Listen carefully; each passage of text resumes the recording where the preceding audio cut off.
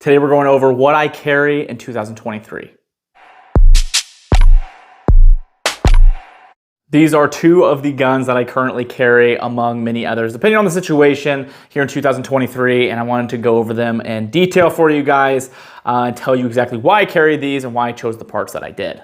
As always, all the firing pins are removed from all the firearms here in the video that I'm holding or the ones in the vault room for safety because they are now all inoperable and they do not work. So basically they are just props.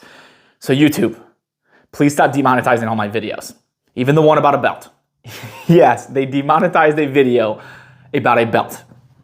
Please explain that to me. But with that being said, let's get into the full video. So this is my primary concealed carry gun, the one that I choose. If I could only choose one, this is the one I'm grabbing. There are others that I carry somewhere behind me on this wall. It's always dependent on the situation, where I'm going, what I'm wearing, what the weather's like, what I might be carrying else with me, like bags and setups, and if I'm going to a bigger city, if I'm going just into town real quickly. There's a lot of factors that play into what I would be carrying that day, but this is kind of the primary one that I've built that is my go-to. So let's do the breakdown of the whole firearm first for those of you that really like the breakdown of these guns. So this is a Glock 45. This has the 17 length grip with the 19 length slide. The reason I chose that is because I really like having the full size grip with a capacity of 17, but being able to keep that shorter slide for when I added the Radian Ramjet and Afterburner combination compensator, it was able to make this basically a full size Glock 17. The reason I did that is because this is the gun that I carry at work every day. So this is a Glock 17 Gen 5. This is a Glock 45 Gen 5. Basically the same concept because with the Radian Ramjet, it makes them the exact same size. So I made them as similar as possible. Basically the frames are identical. I had to change the slides a little bit with the optic because my agency doesn't allow me to run optics, so I had to do what I could do. I got to run irons and all that fun stuff. So we make do with what we have. But this is basically the improved version of this. Basically what I would want to carry if I could create my own. So I have the Radian Ramjet here up front, and that is the only compensator that I've personally used and tested to date that is actually worth putting on your firearm. That isn't finicky with ammo or makes you change a bunch of guide rod and test a bunch of different ammo setups to make it actually run the way it does, or doesn't really actually compensate enough to add the extra length and the different holster compatibility that you have to change. With this runs on all my holsters. There's no difference with that. The lockup's phenomenal. You don't have to worry about timing or anything, and it actually compensates your firearm really well. And this thing has been wildly reliable. I've never had any malfunctions with it, which is crazy, and that is kind of what always kept me away from handgun compensators. But this thing's been great, and I have a full review here if you guys are interested, but absolutely love that. Coming up here, you got the Radian 6 iron sight here, and it comes right here integrated into the Guardian shroud. This is an optic shroud, just prevents any unwanted damage to the front of your optic if you were to hit something on it, or if you were able to manipulate your firearm off of something. I've got a full review on that one too. I highly recommend taking a look at that because this has got a lot of cool features. I'll touch on them quickly, but this isn't a full review. So if you want all the benefits, check out the full review. And the biggest reason I like this Guardian, not just because of the cover and the optic protection, I don't think you really can have too much durability as long as it doesn't take away too much, which this doesn't take away really anything. It just makes your optic a little bit larger up front, but it doesn't change too much. My favorite part is the lockup. So the screws on this don't just go straight down and lock up into your slide like they normally do, where they could be sheared off, or you could have issues, or they can come back because they don't have very many threads. The screws on this one, which is kind of hard to explain, it has a little piece that comes up with the threads about halfway through your optic as well. So you are able to thread a lot more of that screw down, so you're less likely to lose a screw, and you're not gonna have any problems with shearing with the way this is designed. Now going back here, you have a Holosun EPS. I like Holosun optics for handguns. I think they make really good stuff, especially for the price. So it's just a little bit smaller than the 509, but a little bit bigger than the EPS carry. And now coming back here, I have a rear sight delete, and that is just a aesthetic thing, honestly. It comes with the Guardian, which I think is cool. I would have just left my rear sights on there if I didn't have it, but I think it looks better this way and a little more clean. So that was a nice little touch. Then the Surefire X300, it's been a really, really good light for me. But if you're looking for something a little bit cheaper, there's some great options, which I'll show you actually on one of the other guns. That's one of the best for its price.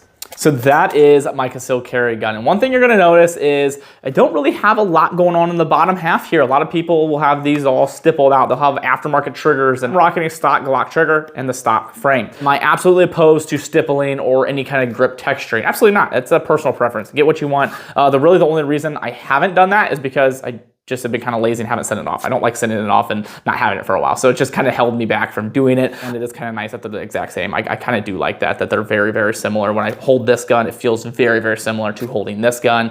I carry this at work. I get home, I take that out, I put this one in, and then I take this one for the rest of the day. So they're very similar and very close, and I like that. Now for triggers, not a big fan of changing out concealed carry handgun triggers. All my rifles, like my patrol rifle and everything, switch out the triggers, no problem with that. They usually get Geisleys.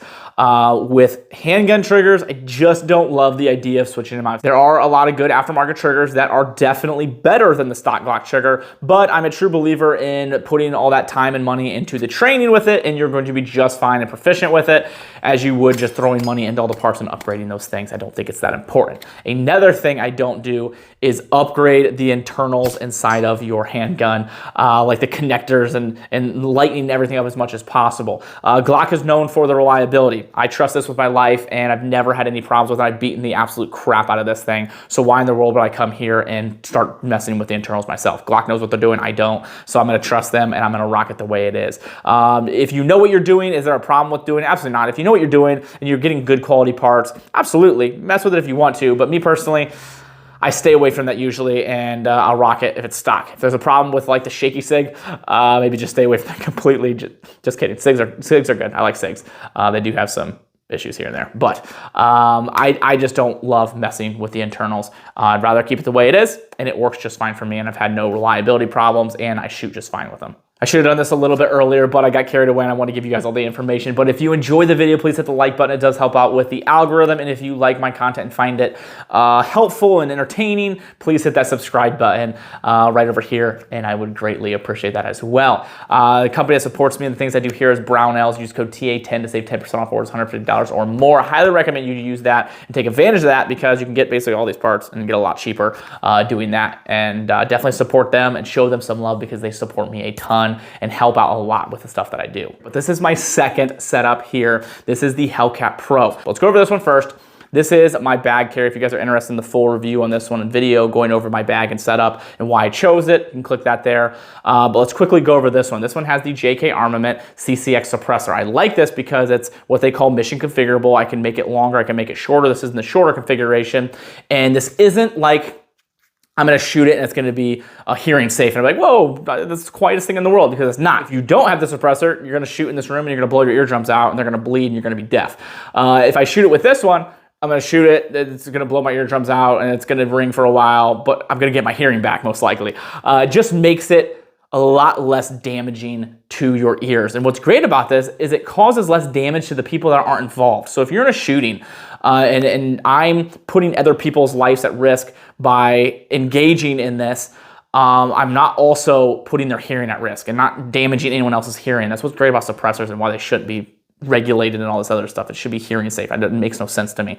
But that's another video for me to get frustrated about. It just allows you to use this firearm and make it not nearly as damaging to others involved and yourself, which is a great thing. Because I have children. I have 3 kids with me and my wife, and I don't want to damage their ears when I'm trying to defend them as well. I'm trying to protect them, and I'm like, "Ooh, I'm doing a great job protecting you." It's like, "Oh, your ears are bleeding. You're all deaf now." That's not what I want. It's not the goal. So that's why I throw this on here. It's small enough that I'm able to conceal this, and I'm able to put this in a bag and still be able to, if I put it on my person if I wanted to, but not so long that I don't ever want to use the thing. So going down here is the Streamlight TLR7. I absolutely love Streamlights. I mentioned earlier about a really good budget-friendly flashlight, and this is it. Streamlight makes phenomenal flashlights for the price, and they really have that price tag around $100 down pat. If you're looking for like the best flashlight, I would say like the Surefires are really, really good for handgun flashlights. But when it comes to like your best value, Streamlights are phenomenal. This TLR7 is a great design, and I really like. I think it's great for this style of handgun. I have everything I need in this little package for a little bag gun. Now going to this one, this is my concealed carry gun that I would have on body with me. So this has an EPS carry on here that says the multi-reticle system, and I have my stock sights that I can see through this because this optic does sit low enough with the CHPWS plate, which I really like. So you have a fail-safe if you need it. There's nothing else. This is just a completely stock. Okay. All right, this video is getting kind of long, but I want to mention a couple other things real quickly before we get done with this video, because I think it's important with concealed carry, and I like to discuss things with you guys. So people will always ask me, why in the world do you carry such a big gun? Aren't you afraid of people seeing this? How do you conceal carry because you're such a small guy? And that's true. It is a little bit hard to conceal carry a gun this size. But one of the biggest things is going to be holster choice and picking a good quality holster that's going to be able to keep that against your body and concealed, which we'll be going over just at the end here of the video, what holsters I choose. The other thing to think about is, have you ever been shopping at Kroger and you bent down to pick up something on the bottom shelf and the grip of your gun poked out just a little bit in your shirt and somebody looked at you and was like, oh, he's concealed carrying. Somebody called the cops, and there was this big scene and everything happened. What most likely happened is, if anybody did notice it, to which they most likely didn't, but if they did, they would look at it and be like, okay, he's carrying a gun, and they'll carry on. Or they'll look at it and be like, oh, cool, wonder what gun he's carrying, because that person that notices is probably another person that's concealed carrying.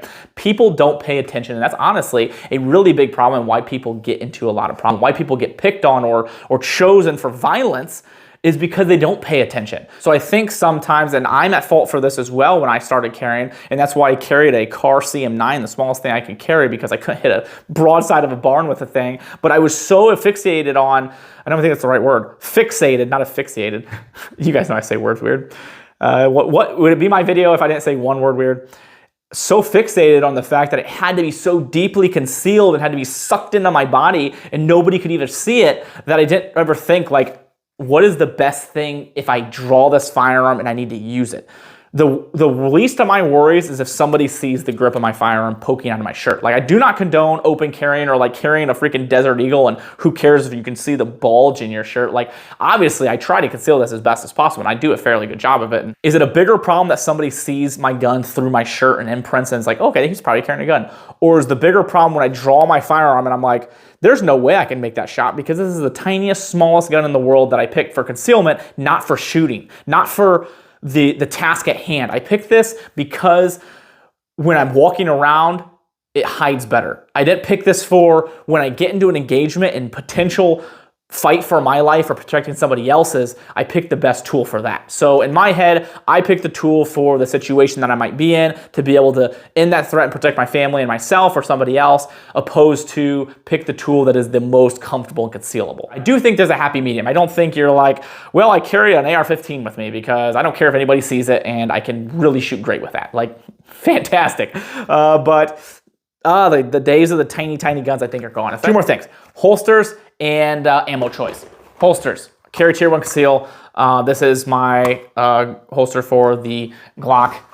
Boop. Works on that one. And what's cool is, boop, it works on that one. So again, the guns kind of look different, and people will be like, well, there's no way those work on the same holsters, but they actually do. It's pretty cool. Ammo. So the choice of ammo is Spear G2 Gold Dot LE. It's what I carry in my patrol gun. This is what I carry in my concealed carry gun. So it's been good ammo for me. I always recommend buying a box that you have to put in your gun, buying another box to actually shoot through your guns.